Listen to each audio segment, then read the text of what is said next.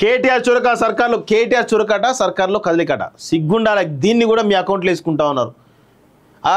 గతంలో ఎన్నిసార్లు మేము మొత్తుకున్నాం మా లాంటి వేదికల ద్వారా కానీ లేదంటే రాజకీయ ప్రతిపక్షాలు కూడా ఆనాడు బీఆర్ఎస్ ప్రభుత్వం ఉన్నప్పుడు గురుకులాల్లో విషాహారం తిని అనేక మంది ఇబ్బందులు పడుతున్నారు. హాస్పిటల్ అయితే కనీసం స్పందించనటువంటి దుర్మార్గులు కరడు కట్టినటువంటి కల్వకుంట్ల కాలకేలు వీళ్ళంతా కూడా ఏనాడు కూడా కనీసం పరామర్శించిన దాఖలాలు లేవు. ఆ స్థానిక ఎమ్మెల్యే కానీ మంత్రులు కానీ వీళ్ళు చిన్న సమస్య అయితే అక్కడ పోయి వాళ్తూ ఉన్నారు, మంత్రులు ఎమ్మెల్యే వాళ్తూ ఉన్నారు, దానిపైన ప్రెస్ మీట్లు పెడుతున్నారు, దాన్ని సవరించే ప్రయత్నం చేస్తూ ఉన్నారు. ఇది కదా ప్రజాస్వామ్య పాలన అంటే.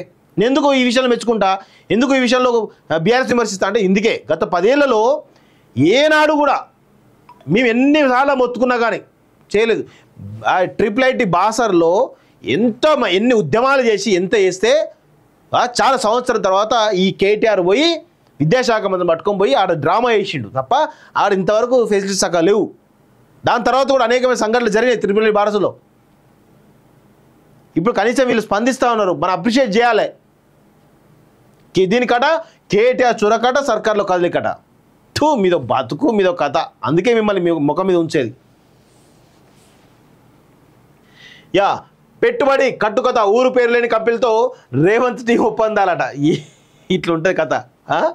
వీళ్ళట ఈ గతంలో వీళ్ళు చేసినప్పుడేమో వాళ్ళు చేస్తేనే సంసారం అయింది, వీళ్ళు చేస్తే విచారం అవుతుందట. ఇద్దరు దొందో తయారయ్యారు. మరి అది చెప్తే ఉద్యోగ జేఏసీ జలక్ ఉద్యోగుల అల్టిమేటంతో ప్రభుత్వంలో మనకు భవిష్యత్ కార్యాచరణపై అధికార వర్గాల ఆరా, సంఘాల నేతలపై ఇంటెలిజెన్స్ వర్గాల నిఘా, సర్కారు తీరుపై రగులుతున్న ఎంప్లాయీస్ మరో పోరాట సిద్ధమన్న సంఘాలంటూ చూస్తా ఉన్నాం.